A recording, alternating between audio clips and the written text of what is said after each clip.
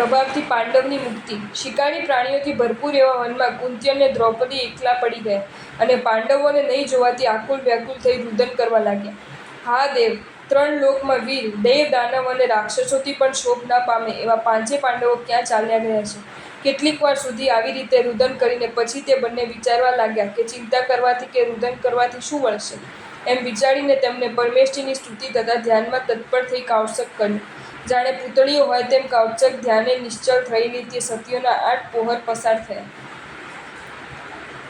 બીજે દિવસે સૂર્યના ઉદય થતાં આકાશમાંથી ઉતરીને પાંડવોએ વેગથી આવી માતાને નમસ્કાર કર્યો. એટલે કુંતી માતાએ કાળચક પાડીને નમી રહેલા પુત્રોને કિંચિત નેત્રાશ્રુ વડે હર્ષથી નવરાવી દીધા.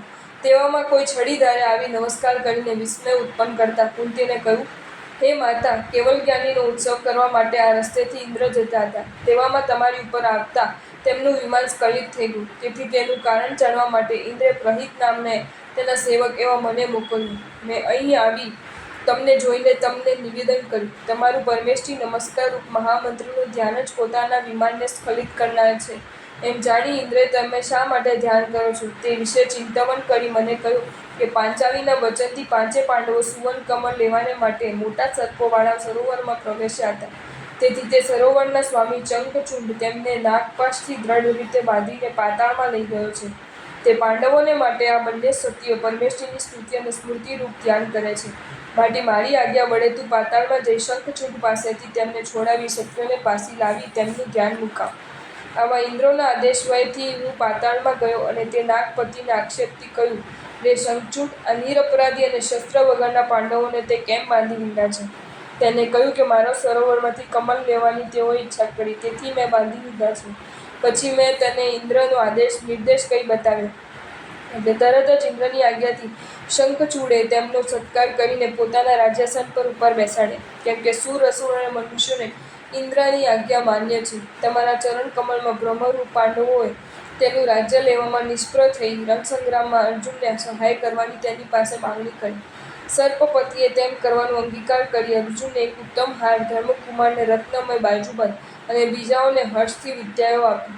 હે માતા, પછી તેણે મારી સાથે આ તમારા ન્યાયશીલ નિષ્ઠ પુત્રોને મોકલ્યા છે. હવે ઇન્દ્રના અખંડ ગમન માટે મને જલ્દી જવા રજા આપો. પુત્રો આવવાથી થયેલા હર્ષથી કુંતીએ હર્ષ વચનથી તે દેવને વિદાય કર્યો અને કરકમલથી પુત્રોના અંગ પર સ્પર્શ કર્યા. એટલે પાંડવોને પણ ફરીથી જનનીના ચરણકમળમાં વિનયપૂર્વક વંદના કરી. આવી રીતે 6 વર્ષ પસાર કરીને પાંડવો ફરીથી પાછા દ્વૈતવનમાં આવ્યા. દુર્યોધન પાંડવોને ત્યાં આવેલા જાણીને વેગથી ત્યાં આવ્યો અને પોતાના સૈન્યને દ્વૈત સરોવરના નીર ઉપર પડાવ નખાવ્યો. તે વખતે અનુચરોએ અને ચિત્રાંગદ વિદ્યાધરે તેને અટકાવ્યો, તો પણ તે સરોવરમાં પ્રવેશ્યો. તેથી ક્રોધ પામેલા વિદ્યાધરે આયુધ અને પરિવાર વગરના દુર્યોધનનું અનુજબંધુઓ સહિત હરણ કર્યું. ત્યારે તત્કાલ પોકાર કરતી તેની અંતઃપુરની સ્ત્રીઓ વિનયપૂર્વક યુધિષ્ઠિરની પાસે આવીને પતિ ભિક્ષા યાચવા લાગી. હે જેશ, જો કે ધૃતરાષ્ટ્રના પુત્રોએ તમારા અપરાધ કર્યો છે, તો પણ તમે ધર્મપુત્ર છો, માટે અનુજબંધુઓની ઉપર કૃપા કરો. આવી રીતે ભય પામેલી તે સ્ત્રીઓને યુધિષ્ઠિરને કહ્યું. ત્યારે ધર્મરાજાએ તત્કાળ તે કાર્ય કરવા માટે રણકર્મમાં સમર્થ એવા અર્જુનને આજ્ઞા કરી. અર્જુને જઈને તે વિદ્યાધરને યુદ્ધ માટે બોલાવ્યો. એટલે વિદ્યાધર તરત પાછો વળ્યો. અર્જુનના પરાક્રમથી શત્રુ વિદ્યાધર મિત્રપણાને અંગીકાર કરી તત્કાલ અર્જુન પાસે આવીને નમ્યો અને દુર્યોધન આદિને છોડી દીધા. તે અવસરે અર્જુને ચિત્રાંગદ વિદ્યાધરને કહ્યું, હે સખા, હું અર્જુન છું અને મોટા ભાઈની આજ્ઞાથી મેં આ પ્રમાણે કર્યું છે. માટે દુર્યોધનને સાથે લઈ તમે મારા વડીલ બંધુ પાસે આવી તેમને નમી હું નિરપરાધી છું એમ જણાવી મને સત્ય પ્રતિજ્ઞાવાળા કરો. અર્જુનના આવા વચન સાંભળી ચિત્રાંગદ વિદ્યાધર ખુશ થયો. પછી તે વિદ્યાધર વિમાનમાં બેસીને અર્જુનને અગ્રેસર કરીને ધર્મપુત્રની પાસે આવ્યો. યુધિષ્ઠિરને જોતાં જ મસ્તકમાં પીડા થતી હોય તેમ અતિ કોપ કરતો દુર્યોધન તેમને નમ્યો નહીં અને અક્કડ થઈને રહ્યો. ત્યારે ચિત્રાંગદે, હે મૂઢ, જે તારા વડીલ તારા અન્યાયને સહન કરનાર અને તેને જીવાડનાર છે, તેને પણ તું નમતો નથી. એમ કહીને બલાત્કારે દુર્યોધનને નમાડી. દુર્યોધનને આલિંગન કરીને વાત્સલ્યધારી ધર્મપુત્રે પ્રીતિથી કુશળ પૂછ્યું. એટલે દુર્યોધન પોતાના ચિત્ત પ્રમાણે કહ્યું કે રાજ્યથી ભ્રષ્ટ થવું અને શત્રુઓથી પીડા પામવી તે એટલી લજ્જા કરનાર નથી, પણ આ તમને જે પ્રણામ કરવો પડ્યો તે મને અત્યંત પીડ્યા કરે છે.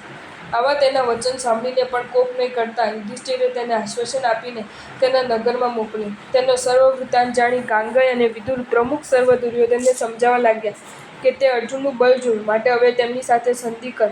પણ દુર્યોધને તેમના હિત વચન ગણકાર્યા નહીં. એક વખત જ્યાં પાંડવો હતા તે માર્ગે થઈને ધૃતરાષ્ટ્રની પુત્રી દુશાલ્યાનો પતિ જયદ્રથ રાજા જતો હતો. તેને કુંતીએ પોતાનું જમાઈ જાણી નિમંત્રણ કરીને રોક્યો. અર્જુને સત્વર દિવ્યશક્તિથી ભોજન લાવી તેને જમાડ્યો. જ્યાં જયદ્રથે દ્રૌપદીને જોઈ એટલે તેનામાં આસક્ત થયેલો કાંઈક છલ કરી પાંડવોને છેતરીને જયદ્રથ દ્રૌપદીને રથમાં બેસાડીને ચાલ્યો. તે ખબર પડતાં જ ક્રોધથી તેની પાછળ દોડતા ભીમ અને અર્જુનને કુંતીએ કહ્યું કે તે અપરાધી છતાં આપણો જમાઈ છે, માટે તેને મારશો નહીં. અર્જુને તત્કાળ પાછળ જઈ ધનુષ્યના ટંકારથી અને અત્યંત ભયંકર બાણધારાની વૃષ્ટિથી રાજા જયદ્રથની સેનાને ભય ઉપજાવીને ઉન્માદગામિની કરી દીધા. ગદાના ઘા વડે ભીમસેને તેના હાથીઓને લોહી વમતા કર્યા. પછી અર્જુને અર્ધચંદ્ર બાણોથી જયદ્રથની ધ્વજા અને દાઢી મૂછના કેશ છેદી નાખ્યા, પરંતુ માતાના વચનથી તેને જીવથી હણ્યો નહીં અને જે જ હાલતમાં જીવતો છોડી દીધો. તથા દ્રૌપદીને રથમાં બેસાડી પાછી લઈ આવ્યા અને માતાના ચરણમાં વંદના કરી. માતાએ પણ સ્નેહપૂર્વક બંને પુત્રોને 2 હાથે સ્પર્શ કર્યા. જો તમને આ વિડીયો ગમ્યો હોય તો આ વિડીયોને લાઇક કરો અને શેર કરો, અને આવા જ નવા વિડીયો જોવા માટે જૈન ફેક્ટ્સ એન્ડ સ્ટોરીઝની ચેનલને સબસ્ક્રાઈબ કરો. ધન્યવાદ.